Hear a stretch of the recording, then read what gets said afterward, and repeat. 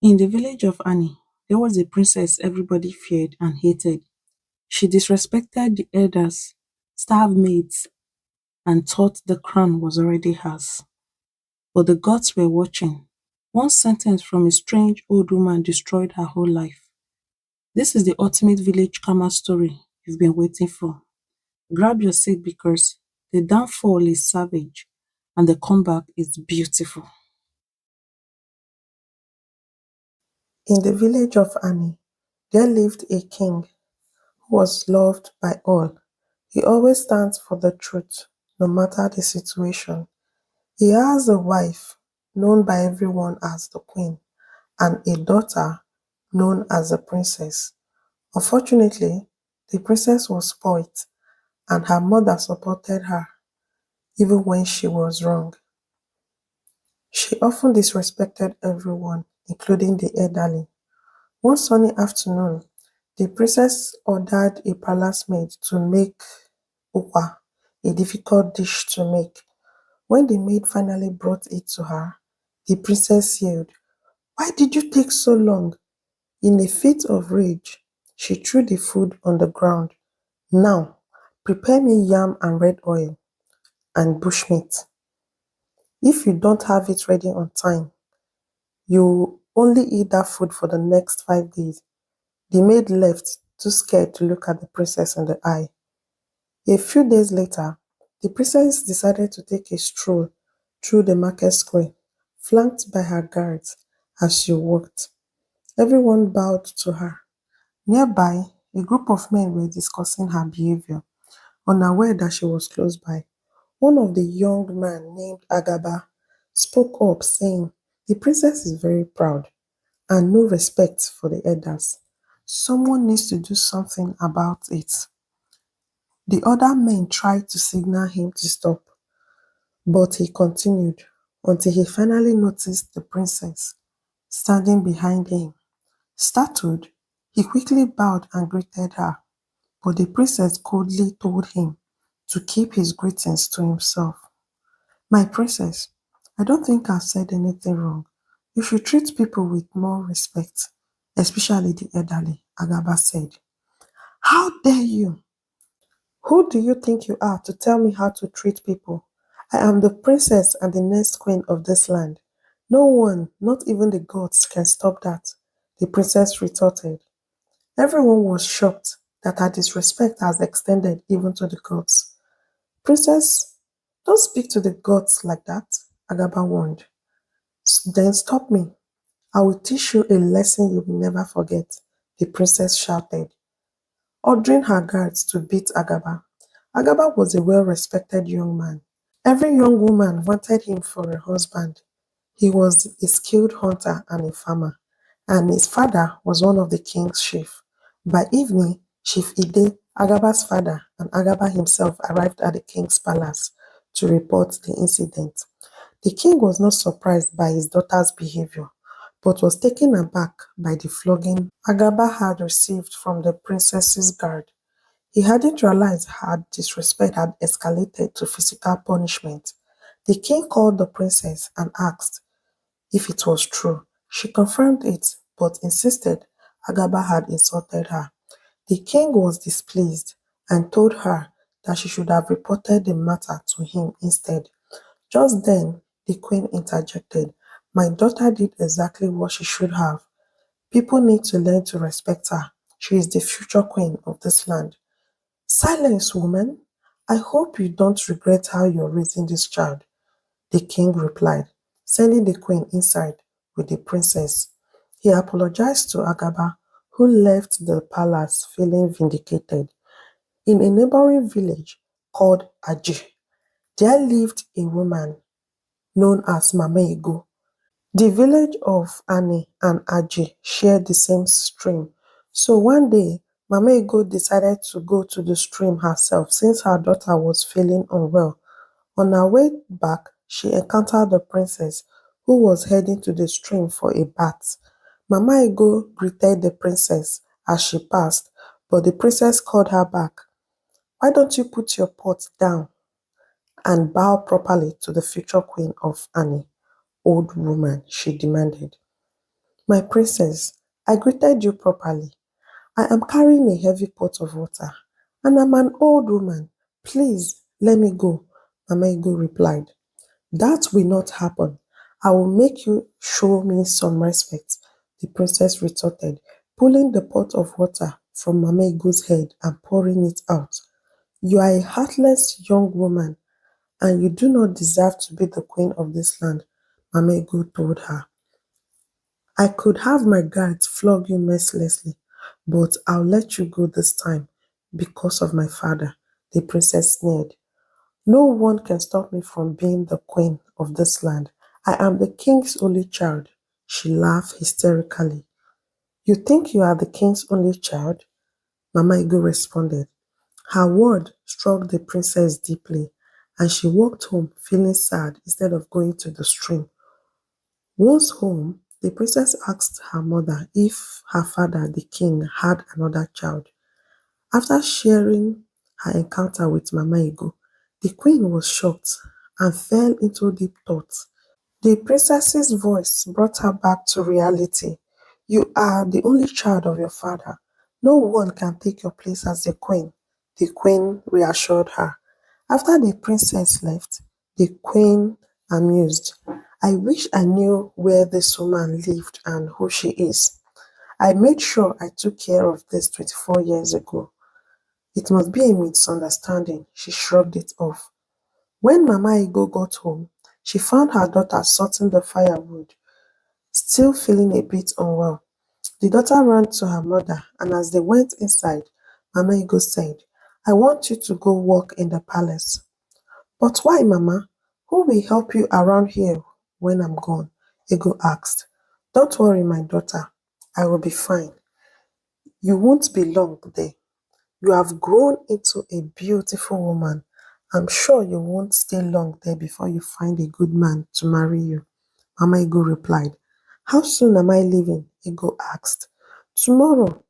You go to the palace to see the king. Let's hope you are lucky he employs you. Mama Ego replied. The next day, Ego went to the palace and just missed the princess by luck. The guards didn't let her in, but when the king heard the commotion, he urged them to let her enter.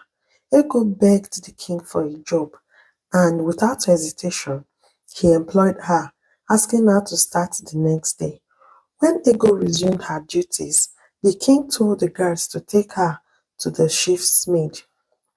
The following morning, the queen requested the chief maid's presence, who brought Ego along, informing the princess that she was the new maid employed by the king. The princess asked Ego some questions, and Ego answered clearly and confidently. This made the princess uneasy. She went straight to the queen and complained, saying she didn't like the new maid. The queen confronted the king about it, but the king insisted that Ego would stay. This angered the queen, and she decided with her daughter to make Ego's life difficult until she chose to leave the palace herself. The princess decided that she wanted Ego to be her personal maid. However, she treated Ego quite poorly. One night, the princess ordered Ego to fan her as she slept, and it wasn't until dawn that she finally allowed Ego to go to bed. As a result, Ego overslept and didn't wake up when all other maids woke up. When the princess discovered this, she was furious and commanded another maid to pour water on Ego in order to wake her up. Drenched and shocked, Ego found herself facing the wrath of the princess. The queen then ordered the chief maid not to give Ego any food.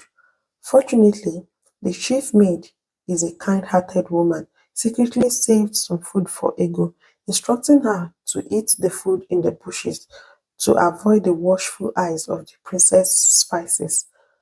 Ego had been very hardworking. She had worked in the palace for a whole month, and her frustration was growing. She longed to return home, but didn't want to disappoint her mother. One afternoon during a walk, the princess encountered Agaba. Agaba had just caught a grass cutter in his trap. The princess, who had peculiar fondness for grass cutter, demanded that the guards seize the animal from Agaba. To her surprise, Agaba did not resist. Instead, he gazed his eyes at Ego and said, "You are so beautiful. You must be from another world." Ego blushed and thanked him. But the princess, feeling insulted, pulled Ego and screamed, "How dare you disrespect me?" Ego replied, "I didn't disrespect you, my princess." Fuming, the princess vowed to make Ego regret it when they returned home.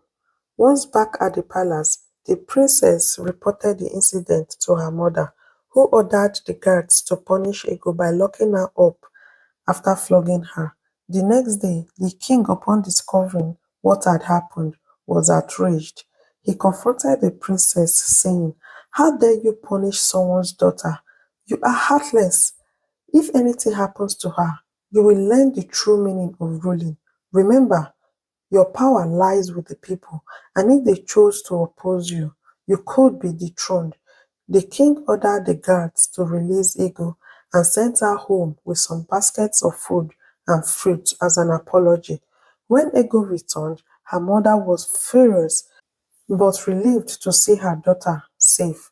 After ensuring Ego had recovered from her ordeal, she decided to take her back to the palace, determined to confront the princess and ensure that she reveals the long hidden truth. It was the New Yam's festival, and the villagers had gathered at the palace to celebrate. Suddenly, Mama Ego burst in, greeting the king and the elders. She boldly declared, "My king, the lion himself."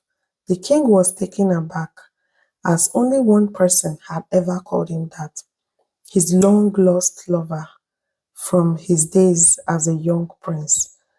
She had vanished without a trace, and all searches had been in vain. Mama Ego continued, "My name is Ife, and I come before you to tell you that Ego is your daughter." Everyone, including Ego, was shocked. The princess shouted, "You liar! I am my father's only child. Mother, say something. Tell me this isn't true. I refuse to have this nobody as my sister." "Shut up," demanded the king. Turning to Mama Ego, he asked, "Ife, what happened? You disappeared without a word. We had so many plans for the future." "I never meant to leave you," Ife replied. "The queen and her father came to our house with some young men. They threatened us and burnt down our hut. We had no choice. We had to accept their demand to leave and never return. No one would believe us. You were just a prince, and no one would protect us. So we fled from the village of Annie." The room felt silent as the weight of her words sank in, leaving everyone to ponder the revelation. The king turned to the queen in anger. "Is this true?" "Yes, it is true," she replied. "Am I not a better wife?" The crowd gasped, then fell silent again. The king faced Mama Ego. "How is it that Ego is my daughter?" "I found out that I was pregnant with your child a few months after we left. I couldn't return nor send a word, as that would mean our death. The only way to protect the baby growing inside of me is to stay far away from you. I'm sorry I kept your daughter from you," Mama Ego explained. The king embraced Ego, accepting her as his daughter. The crowd erupted in cheers, but the princess screamed, "She is not your daughter. I am your only child. I won't accept this. Mother, do something." The queen protested. "How do we know she is even your daughter? How do we even know this is really Ife? This is not going to happen under my watch. I will do whatever it takes to prove it." "Don't push it too far. You know the princess is not the king's daughter," Mama Ego said, causing an uproar in the crowd. "What? Mom, what does this mean? What do you mean I am not my father's daughter?" The princess cried, horrified. That's too much to say, the king exclaimed to Mama Ego. My king, after we left Annie, my father didn't want to go far, so we settled in Aji. You know we share the same stream. One day, I heard voices arguing and I hid when I saw it was the queen and Ide, your current right-hand man. She told him that she was pregnant and he assured her that the king wouldn't notice since they will be getting married soon. I couldn't move because that would mean my end, explained Mama Ego. Ide tried to leave but was caught by the guards. The king turned to the queen. Is any of this true? The queen fell silent, but when the king threatened to call the head of the village shrine, she finally admitted, it is true. Ide was my true love, but my parents forced me to marry you. The princess is Ide's daughter. I was pregnant with her before the marriage. I am so sorry. Please forgive me, she pleaded, kneeling before the king. The king was silent for a moment, lost in thought as he processed the shocking revelation. The princess turned to her mother in tears. You have ruined me, Mom. No, she cried. In anger, the king ordered the queen to be banished from the land forever and told the princess to leave the palace as well. Both mother and daughter wept.